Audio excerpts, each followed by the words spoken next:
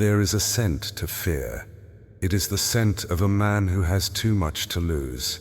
Look at the men of this age. Look at the trembling in their hands. They are terrified. They build fortresses of comfort. They hoard their money. They guard their reputations. And they defend their egos like men guarding a pile of ash. They are running, chasing the wind. They bow to the idol of self-preservation. They want to be safe. They want to be liked. They want to be in control.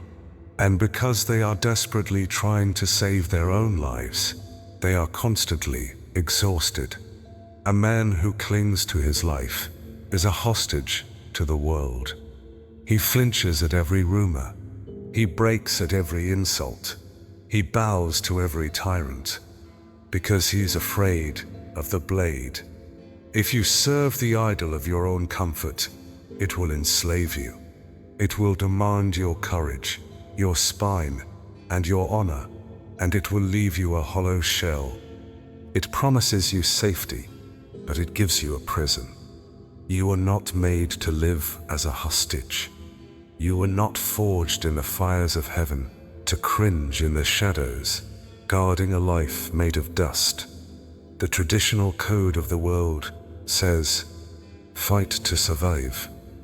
Protect yourself at all costs. Even religion whispers this lie. Religion straps heavy armor to your chest and says, perform and you will be safe. Be good enough, be strong enough, be disciplined enough, and God will let you live. But a warrior fighting to earn his survival is always anxious. If he succeeds, he becomes a tyrant, bloated with arrogance. If he fails, he is crushed by despair, drowning in his own inadequacy.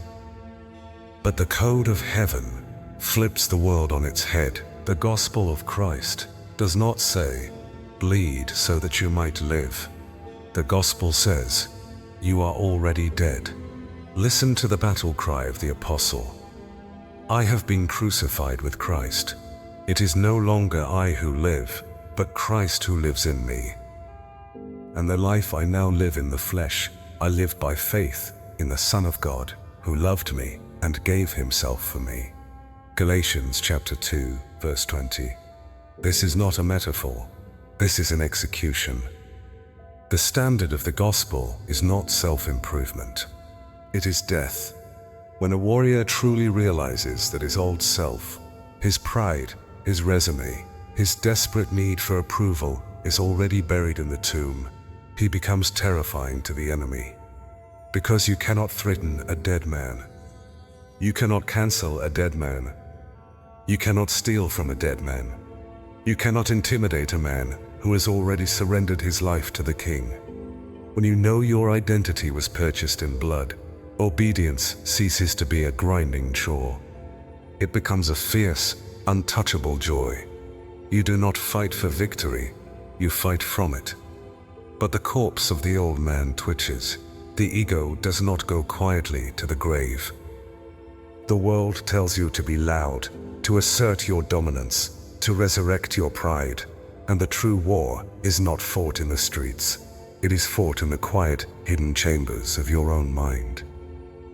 We shatter on the battlefield, not because the world is too strong, but because our hearts still love the grave clothes.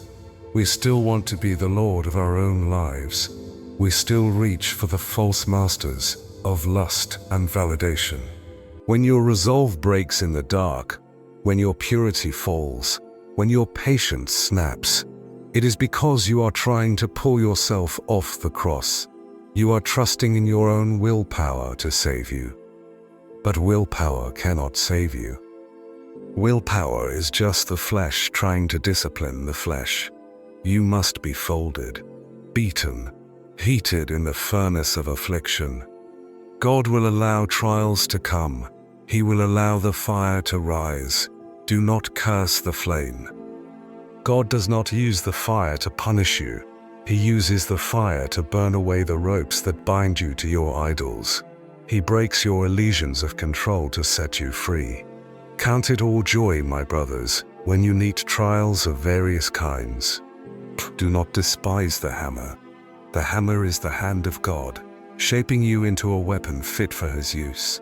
Suffering is the forge where the dead man learns to walk in the Spirit. In the ancient world, the cross was an instrument of absolute humiliation, a physical death to preserve the empire.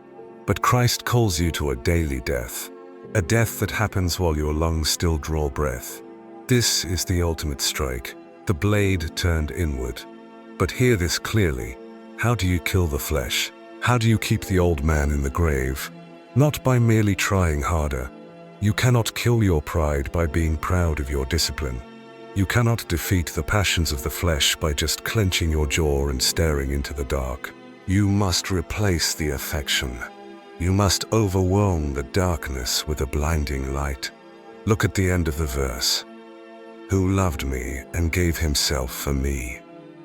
When you truly see the King, when you see the staggering, heartbreaking beauty of the Son of God bleeding for a rebel like you, the false masters lose their grip. That is the expulsive power of a new affection. You do not conquer the flesh by staring at the flesh. You conquer the flesh by staring at the cross. You must love the Lord more than you love the darkness.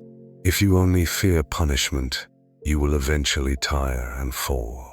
But if you are captivated by the grace of Christ, you will stand forever. The weapon is the Word of God, and the strategy is fixing your eyes on the King until the idols turn to ash in your mouth. Every earthly warrior, every human hero will eventually fail you. Their courage will break, their armor will crack. But look to the true warrior. Look to Golgotha. Look to the skull-shaped hill. End quote.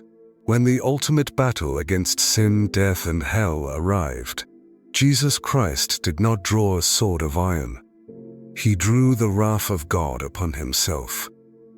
He stepped into the cosmic storm, utterly unarmed. He allowed the fatal blow of divine justice to strike him. He was nailed to the wood, stripped of all honor, treated as a criminal, so that you could be crowned as a son. He died the death you deserved, so you could live the life he earned. When the enemy whispers of your failures, when he tries to shame you into dropping your sword, when he reminds you of the sins you committed yesterday, do not point to your own discipline. Do not point to your own resume of righteousness. Your righteousness is filthy rags. Point to your master's wounds. Say to the darkness, yes, I am a flawed warrior. My armor is dented and my hands are stained. But I am a dead man. I have been crucified with Christ. His blood speaks a better word. The leaves turn brown and fall to the dirt. Such is the life of a man, a breath, a vapor. Do not waste your brief season serving the dust. Do not spend the few days you have been given bowing to masters who will abandon you in the grave. The day is coming when the sky will tear open, the veil will be pulled back, and the true Lord will return in thunder. He will not come as a broken teacher. He will come as the supreme commander, riding the white horse of judgment, with eyes like a flame of fire and a name written on his thigh. King of kings and Lord of lords. If you rely on your own life on that day, if you trust in your own strength, your own goodness, your own survival, you will be utterly crushed by the weight of his glory. But if you are hidden in Christ, if your old self has already been crucified, and your heart is completely submitted to the Lord who gave everything for you, you will stand fearless, because the second death has no power over a man who has already died. You will look upon the face of the Almighty, and you will hear the only words that matter. Well done, good and faithful servant. So rise, lay down the exhausting burden of trying to save yourself. Stop trying to prove your worth to a world that is passing away. Draw the sword of the Spirit, rooted deeply in absolute grace. Step onto the battlefield, not as a hostage, not as a slave, but as an unkillable warrior of the light. For it is no longer you who live, but Christ who lives in you.